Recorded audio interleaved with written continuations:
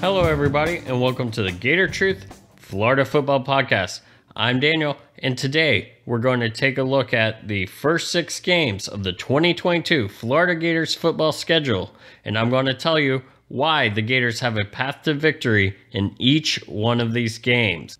Before I begin, let's take a look at the first 2 episodes of the Gator Truth Florida Football Podcast and the breakdown of the position groups and whether they would be better or worse than they were in 2021.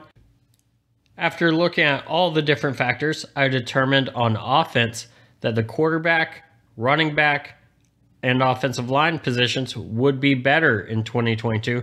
However, I did determine that the tight end position would be a little bit worse, at least as it looks right now, and the receiver position would be about the same as it was in 2021. On the defensive side, I determined that the defensive tackle position would be a little bit worse. Meanwhile, the defensive end, the buck, jack, rush, and outside linebacker position, that would be better. The inside linebackers would be better, as well as the cornerbacks, nickelbacks, and safety positions.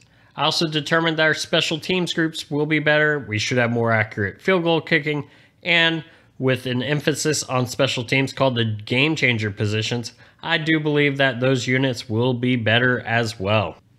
Moving on to the season, Florida has the biggest home opener that they've had since about 1990, or at least the biggest scheduled home opener, as the 2017 Tennessee game was a home opener that season, but probably the biggest since 1990 when Oklahoma State came to town in Steve Spurrier's debut game as coach for the Gators. Utah comes to town as the reigning Pac-12 champions, and at first I want to look at some of the intangibles that can help Florida win this game. One of the biggest intangibles is that this is an environment that none of the Utah players have ever experienced, at least at the University of Utah. What I mean by that is there aren't many Pac-12 stadiums that compare to an SEC stadium, much less one the caliber of the Swamp. The one that most people talk about, Autzen Stadium for the University of Oregon, these Utah Utes have not played there. Last year, their biggest home or away game was either USC or BYU, neither of which compared to the Swamp, even on their best of days. And I would argue USC last year was not their best of days. Another intangible I'd say is, of course, the weather. The humidity in late summer, early fall Florida is something that cannot be replicated. We can talk about the heat of Salt Lake City, but you throw in the added dimension of humidity, and that is just something you can't simulate.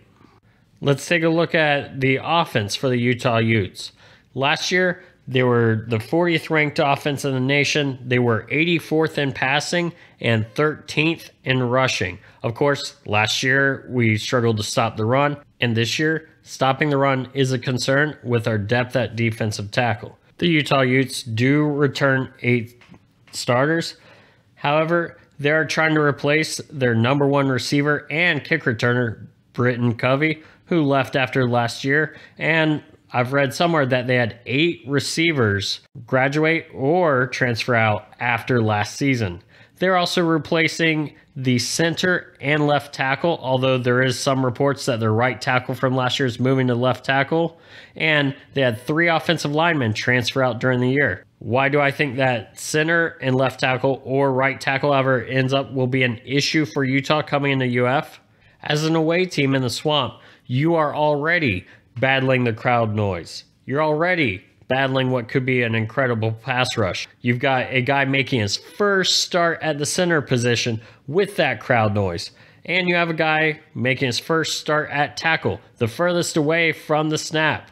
And we saw problems with us last year with our tackles false starting at Kentucky. And now they've got a guy who's going to be facing our pass rush and have to deal with the noise of the Swamp. I would argue that a tackle and center are the 2 positions you least want to be replacing in a first game of the season at a place like Florida. From their outstanding rushing attack, they do return 2 of their 3 top running backs, including Tavian Thomas, who last year led the Utes with 1,108 rushing yards and 21 touchdowns on the ground. Perhaps most importantly, the Utes returned quarterback Cam Rising, who last year looked good after taking over a few weeks into the season and leading the Utes to the Pac-12 title.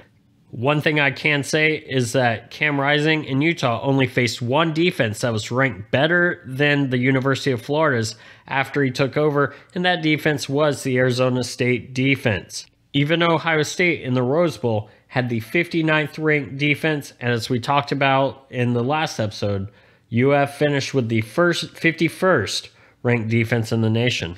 The biggest matchup that will determine the outcome of this game as far as the Utah offense against the Florida defense is whether Florida can slow down Utah's ground game. Moving on to the Utah defense against the Florida offense. The Utah defense was 27th in the nation last year. They were 19th against the rush and 60th against the pass. However, that defense only returns 5 starters.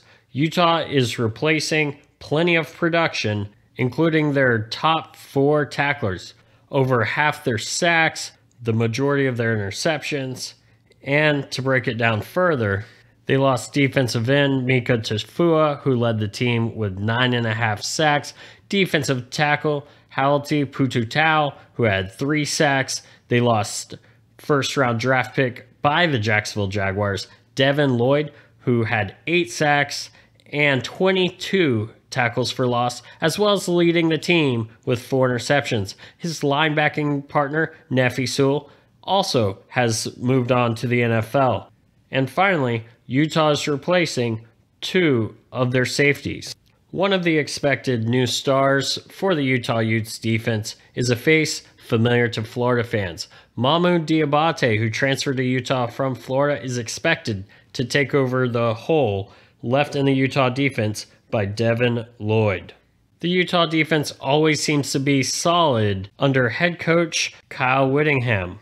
And even with all the production lost, I don't think this defense takes a major step back. However, with 6 new starters and a major loss in production, again, their top 4 tacklers, 2 safeties, 2 starting linebackers, and another stat for you, 6 of their 9 top players in tackles for loss. I do expect there to be a decent step back, especially when you start to think about how we talked about the Florida running game with the offensive line, and the running backs should be better in 2022. With all that said, I do believe things such as crowd noise and the lack of experience Utah will have at defense does give UF the edge. ESPN's FPI also gives UF a slight edge. Again, the biggest question will be, can UF stop the run? If they do, I do not believe Rising will be a quarterback who can step up and take over this game against the defensive backfield that UF has. Overall, I would say UF has a better shot than not in this game when I look at everything UF has returning, everything that UF has where even some replacements are addition by subtraction, such as Osiris Torrance taking over at the right guard, whereas Utah, there's not addition by subtraction. We're talking about losing your top 4 tacklers. There just isn't. Now, some guys could step up and fill that void, make it as minimal as possible, but it's just not the same. Could Utah come in and shock us in the swamp? Yeah. But again, looking at everything, I do believe this should end up being a Gators victory. Let's hop to week 2 and the SEC opener for the Florida Gators. In week 2, Florida hosts the Kentucky Wildcats in the Swamp. Last year, Florida, Kentucky ended with the Wildcats winning 20-13 at Kroger Field. A major difference in that game was UF getting penalized 15 times for 115 yards. That included 8 false starts, and one was on our last drive when we were inside the 10. Despite all that, I believe there are two plays that were the difference between a Gator victory in Lexington and the Gator loss that we saw. The first one being the interception by Emory Jones that gave Kentucky a short field to get only their second offensive touchdown of the game. Without that short field, I'm not sure Kentucky could drive it on us. Our defense was playing very well. The second play was the blocked field goal. This play was a 9-point swing. We go to kick a field goal, it's blocked, Kentucky returns it for a touchdown, and I know what some of you are thinking. Daniel, you said 9-point swing. Yes, Kentucky missed the extra point. And if we do the 9-point swing math, that is 6 points away from Kentucky, 3 points to Florida if we make the field goal, and that makes it 17-14 Florida. And again, our defense was playing so well, they only allowed one long Kentucky touchdown drive in the entire game. I recapped to set the stage for this year, where Kentucky comes to the Swamp, where we should have a more disciplined football team that will not have 15 penalties due to the instilled discipline from Billy Napier and staff, as evidenced by the offensive line staying static in the spring game, as well as the news that came out this week about Billy Napier and staff giving out cards with all the undisciplined penalties Florida had last year to the current members of the team. Let's start by taking a look at the Kentucky offense against the Florida defense. Last year, the Kentucky offense was 46th in the nation. They were only 71st in passing, but they were 25th in the run department. This is where it gets interesting. Many analysts believe that Will Levis, the quarterback for Kentucky, will have a breakout year and possibly be a first-round draft pick in the 2023 NFL Draft. This is a guy I look at and I think he had 7 games under 200 yards passing last year at Kentucky. He also has lost 1,900 yards of his 2,800 yards passing with the losses of Wan'Dale Robinson and Josh Ali. He also tied Emory Jones for the SEC lead in interceptions last year. So maybe I'm a little bit off base, but based on what I saw last year and based what I see around him this year, I am not sure he goes to those heights. With that said, let's continue to look at the offense. When we looked at Utah, I talked about you don't want to be replacing a tackle and a center on the road. Well, Kentucky will be replacing both tackles and a center against Florida in their first road game.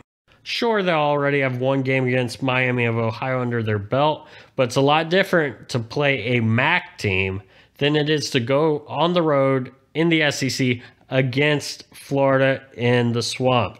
As mentioned before, Kentucky is replacing their top 2 receivers from last year, who did account for 1,900 of Levis's 2,800 yards. They're being replaced by transfers Tavion Robinson from Virginia Tech and Javon Baker from Alabama. Robinson had a decent career at Virginia Tech before transferring. Meanwhile, Baker did not do too much in his time in Tuscaloosa.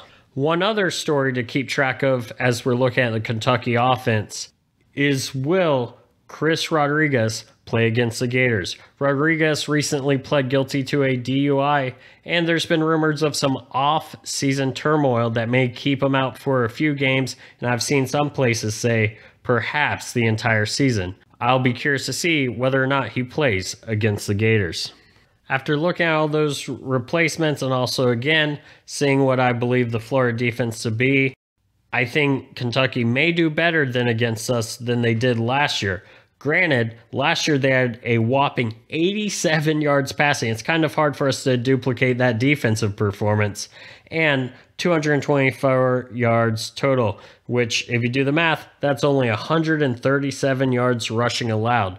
This was a team that we dominated on the stat line last year, other than the scoreboard, which of course is the most important stat that there is. Moving on to the Kentucky defense against the Florida offense. Last year, the Kentucky defense was 26th in the nation. They were 20th against the run, but they were 52nd against the pass. I bring up those numbers because just like Utah, there is a lot of pieces going to be missing from this Kentucky team. The first major piece is they're replacing their entire defensive line. As I've said before, I believe our offensive line will be a strength and the best that we've seen since 2009. And here they are coming in against us with an entirely new defensive line, as well as they're replacing 3 members of a secondary that did not do well last year at all.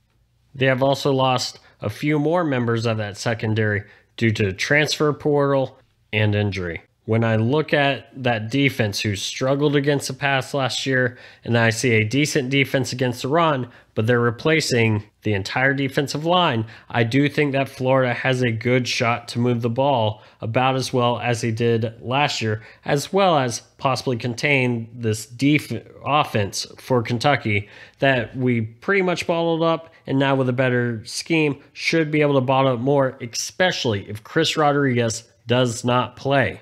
Once I factor everything in, I believe that this should be a win for Florida. I do not believe that a Kentucky team coming in replacing 3 offensive linemen, their 2 top receivers, their top running back, a quarterback who struggled a lot in 2021, and a defense that struggled in the secondary, now missing 5+ players who could have played on that secondary, and replacing their entire defensive line, should be able to walk into the swamp and walk out with the W.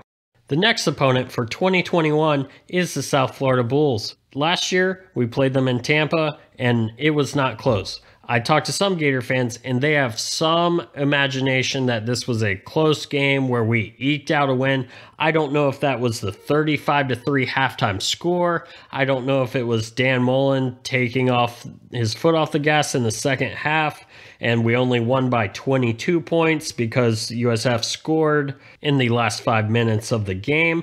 I don't know. But the point is, it wasn't that close in 2021, and it shouldn't be that close at home in 2022. There is something to be said that we just will have 2 physical games against Utah and Kentucky, and this has the chance to be a letdown game as well as a pseudo trap game, as the next week we go to Tennessee. And USF did get an upgrade in quarterback. Their new quarterback is Jerry Bohannon from Baylor. If you don't know that name, he was the starting quarterback for Baylor last year, led them to a 12-2 record that included a Big 12 championship and a win in the Sugar Bowl over Ole Miss. To be fair, USF does have a physical game as well. They play BYU in week 2. And in 2021, they were 2-10. So I really don't have much in depth to say about this game, mainly because I do not believe it'll be close, even with the upgrade at quarterback for the Bulls. Moving on to what I believe to be the scariest game of the first 6 games for the Florida Gators. And that is our first SEC road trip at Tennessee at Neyland Stadium against a team that had an explosive offense in 2022 that just got better week in and week out after we played them at the early part of the season. In the 2 weeks prior to us playing Tennessee, they play at Pitt, and then they have Akron the week before we come in. So with our big games against Utah and Kentucky, where their only big game is against Pitt, they will know more about us than we will know about them. Let's start off looking at Tennessee's offense against the Florida defense. Last year, Tennessee was number 9 in the nation in total offense. They were 11th in rushing and 40th in passing. Hendon Hooker had a great season after he took over from Joe Milton, throwing for 31 touchdowns and 3 interceptions. Tennessee returns 4 of their offensive linemen, their top running back, and their top receiver. However, they did lose their second receiver, so they'll be looking for someone to step up. Tennessee has a decent offense. We got lucky with a few plays last year, and we got lucky in it being one of Hooker's first games running the Josh Heupel offense. However, it could be pointed to that at UCF, Heupel's offenses dropped off every year, and part of that was teams having tape on their offense to study. And I do think with the new scheme, with Patrick Toney, and some of the things that we're going to try to do, it will help limit at least the game through the air. The question, as always, is can we stop the running attack for Tennessee? If we can, it'll bode well for us. If we can't, then it's going to be a long day in Knoxville. Although, when you stop and look at the Tennessee defense, this is where Florida's key to victory really lies.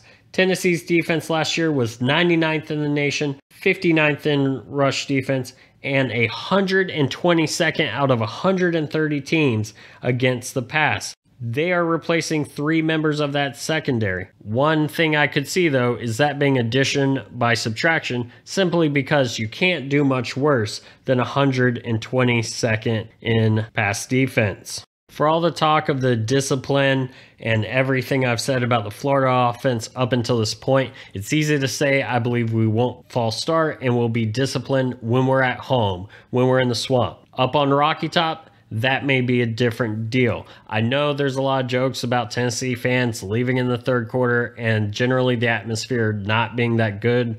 I was there in 2016. If these fans feel motivated, that place does rock. Florida needs to jump out early and needs to take advantage of that terrible secondary and get these excited Tennessee fans out of the game. They have recently set a record for season ticket sales. So this is not your typical attitude in Rocky Top. This is a Rocky Top that feels they're on their way back up to the top of the SEC. If Florida can continuously move the ball in Tennessee, I do believe that our defense can get at least enough stops to get us the victory in Rocky Top. After our first road trip of the season, we return home to face the alma mater of one Colin Cowherd, the Eastern Washington Eagles. They do play Oregon in week 2, and they are typically an FCS contender. They are in the playoffs usually down there. With that said, they are an FCS team. This is not a team we should be competitive against, and it's not worth really going in depth and wasting a bunch of time on a game that should not be close. To finish up our look at the first 6 games of Florida's season, we will look at the homecoming matchup against the Missouri Tigers. In the 2 weeks before we play Missouri, Missouri has 2 games. First one is at Auburn, and then they're home against Georgia before making a trip to the Swamp.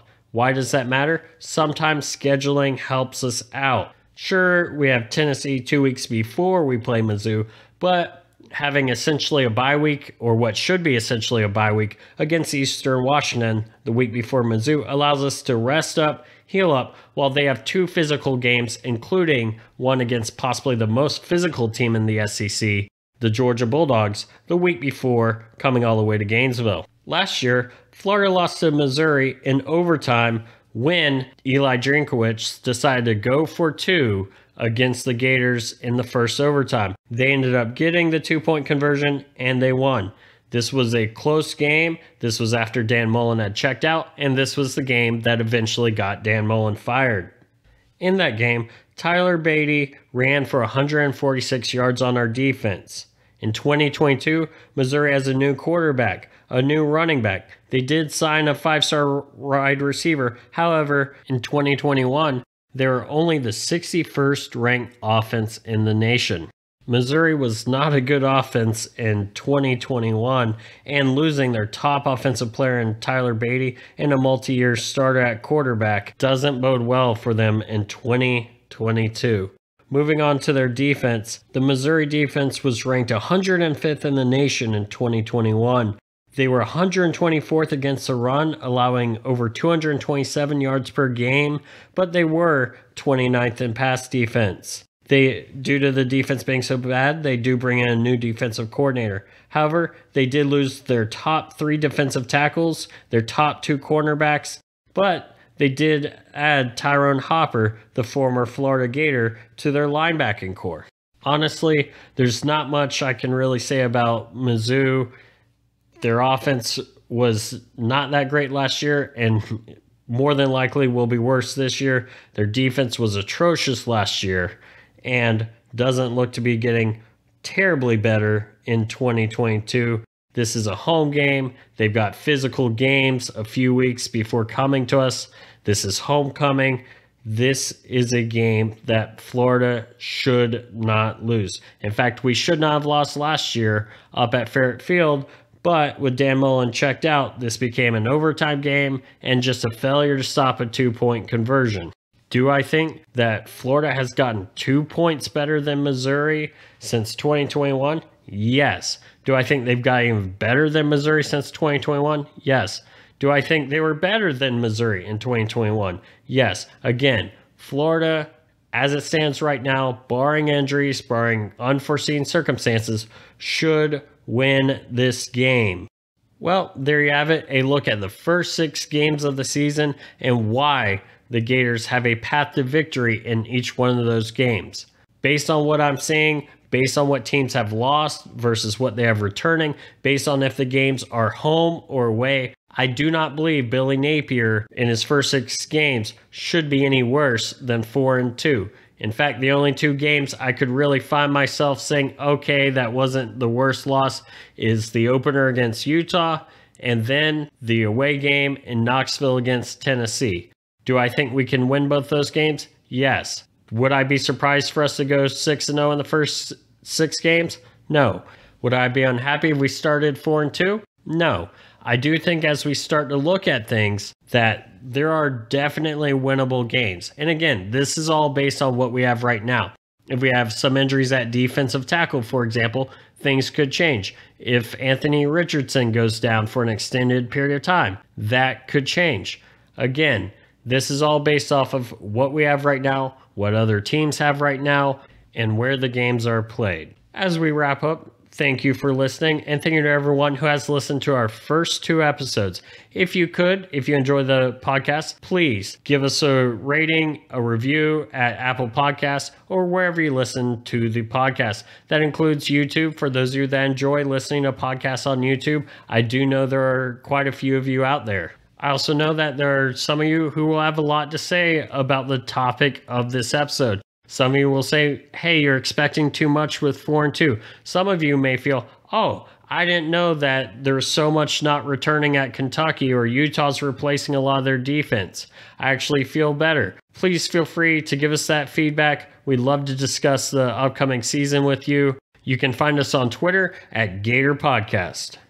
One final thing, if you do enjoy what we do here, and if you enjoy the podcast, please share it with a friend, share it with any Gator group you're a part of, and help grow this podcast.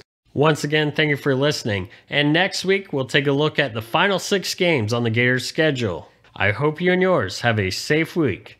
And as always, go Gators.